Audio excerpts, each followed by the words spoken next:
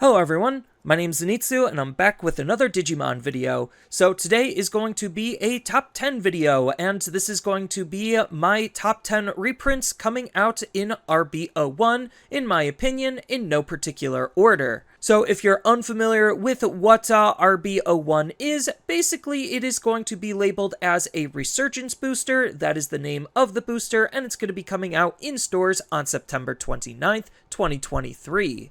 If you're wanting to know more information as far as what's actually inside of the Resurgence Booster, here is the distributor's product details, breaking down everything that's going to be inside of the set. But the main thing you have to be aware of when it comes to the set is realistically a couple of different things, involving that A, it's going to be a larger set than your normal set, B, it's going to contain mostly reprints of cards featured from sets 1 through 5, with a couple of promos splashed in the mix to be able to try to make cards as accessible as possible, and C, there are going to be a couple of new cards mixed in to try to further the current state of the game. The Resurgence Booster wasn't always going to be a reprint set. It originally was designed to just contain the brand new cards, making it a really extra small set, but the community fought back against it, and despite the plans to release the reprints later,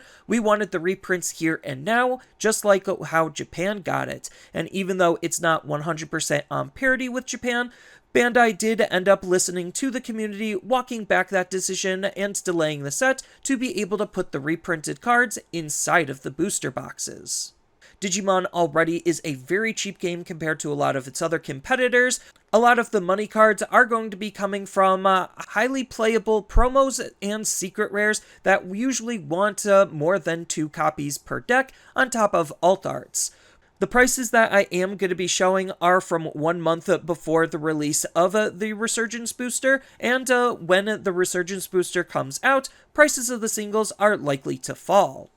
But before I get into the actual top 10, I want to show off some honorable mentions that didn't exactly make the cut, but are still really good cards to think about picking up when the Resurgence Booster comes out, and there's even more that I would have liked to add to this list, but it already got long enough as is, just because there's still a lot of meta-playable cards, even though the majority of them aren't, from Block 0, sets 1 through 5. So, starting off with the actual list, coming in at number 10, we have Rumon. So, this is the Promo 07 version of Rumon. Its current market value before the reprint was a whopping $9, and this is a really fantastic card because this is the only printing of this card before this reprint, so it was highly coveted for a lot of Garurumon-based decks. What made this card super strong is the fact that its when attacking ability is not limited to once per turn, so if you're able to attack a lot with your higher stage Digimon, you're going to be constantly drawing cards off of this inheritable ability. Number 9. We have Mimi from BT1. So Mimi currently is $4.50 as the cheapest version before this reprint. There are a couple of other versions of most of these cards, but the things that you want to note as far as what makes Mimi so good is the fact that she is a memory setting tamer. Making sure that your memory is always going to be set to 3 is really important, especially so that way you could try to make your plays as efficient as possible. On top of that, she has a secondary ability that nothing in the game does except for her, which is basically grant you an extra raising phase as long as you have a level 5 or higher green Digimon in play, and green has some of the cheapest ways to get up into their level 5s, so having access at utilizing their raising area more effectively just adds to the overall power of what green could potentially do. Number 8. We have Lilithmon from BT03. So this version of the card in its cheapest form is going to be a whopping $8.50 before the reprint. It is a really powerful card, not only just because of its traits being a Demon Lord and 7th grade Demon Lord, but it has one of the most generic effects that a lot of decks can take advantage of and possibly build around, focusing on utilizing or reutilizing your options and be able to gain memory back when you're using said options, so that way it makes them efficient to play, and you could use all of that memory generation to do some really powerful things with, depending on what you're using her for and how you built the deck. Number 7. We have Demimarimon, also from BT03. So Demimarimon comes in before the reprint at a whopping $7.25 as the cheapest version to be able to pick up this card. For an uncommon, that's actually really, really expensive, and that's because it is one of the best, if not the best, generic Digitama that Purple has to be working with. So what this card is doing that's making it so good is the fact that it is a consistency Digitama. Just the fact that it's allowing you to cycle through your deck is already really, really good at making sure you could see the parts and pieces when you need to. Then on top of that, it has lots of synergy with discard-based interactions, so it's a good way to help you try to discard cards and be able to take advantage of those discard-based abilities. Then on top of all of that, it also has interaction and synergy with the fact that your Digimon wants to be deleted, which is another way to try to fill up your trash outside of the cycling factor. So the fact that when your Digimon gets deleted, this is just another ability that you could pair up with that on deletion, just makes your Digimon as effective and efficient as you could possibly make them. Number 6. We have Starter Deck 1 Greymon.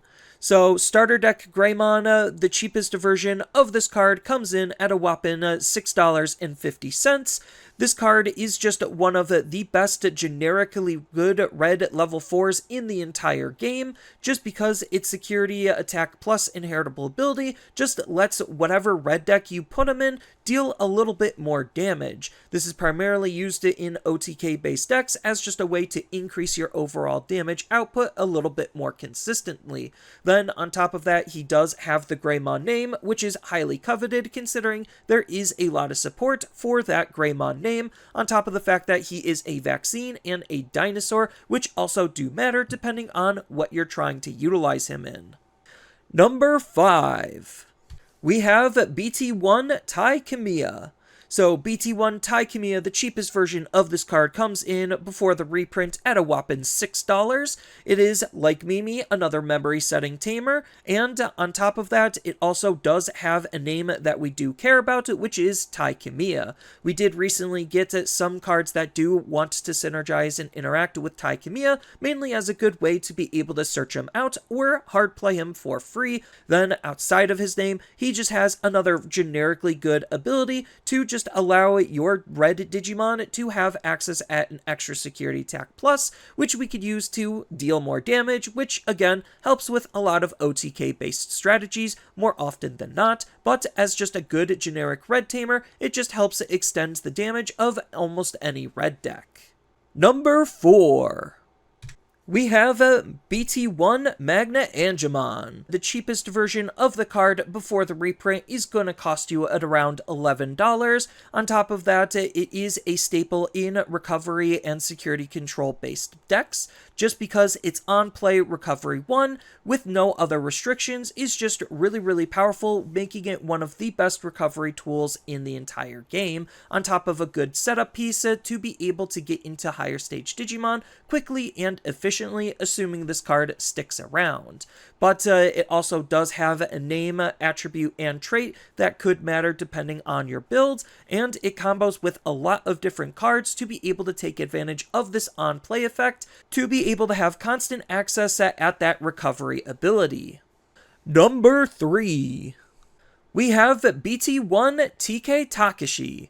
So BT1 TK Takashi, just like Mimi and just like Tai, is another memory setting tamer. The current cheapest version of the card is going to run you a whopping $7 before the reprint, and what makes this card so good outside of the fact that it is a memory setter just like the others is the fact that it adds consistency to the deck and allowing you to be able to gain extra information on what is in your security. So yellow's core gimmick or theme is trying to utilize its security to its own advantage, and this card plays perfectly into that, allowing you to be able to use your security as a way to gather extra resources. Then it also has unique interactions inside of the color yellow, with cards that like cards being removed from security as a way to potentially proc those types of abilities. Number 2. We have Omnimon Zwart Defeat. So Omnimon Zwart Defeat is going to be one of the secret rare reprints. Out of all of the secret rare reprints, this is just the best of the secret rare reprints. And right now, the cheapest version of the card is going to run you a whopping $14.50 before the reprint. What makes this card pretty decent is the fact that it does have Omnimon in its name for Omnimon-based synergies. It's also just a generically good level 7 for any purple or black deck to try to take advantage of, because it has some really strong abilities, with its Wind Digivolving ability actually being one of the few ways to interact with the opponent's tamers and delete them generically and outright, on top of its on-delete ability acting as a good de-incentivization tool from the opponent actually wanting to try to get rid of Omnimon Zwart Defeat, or they'll risk losing one of their Digimon. Then, on top of that, the security ability does add extra ways to be able to utilize this card outside of always needing to Digivolve into it, acting as a really good security bomb that could apply lots of constant pressure onto the opponent. Even though you won't gain advantage for its When Digivolving ability off of its security ability, it's still a really annoying card because of that on-delete ability I already mentioned before, making it a highly versatile level 7.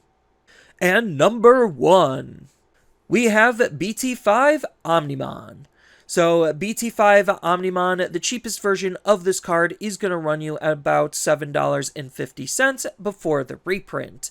This is one of the best game finishers generically to use for a lot of red and blue decks, just because his Wind Digivolving abilities pair up very nicely between his unsuspending himself and his Blitz to be able to get an extra attack out of nowhere. And most people will use that extra attack as an alternative win condition to close out games they normally wouldn't have otherwise.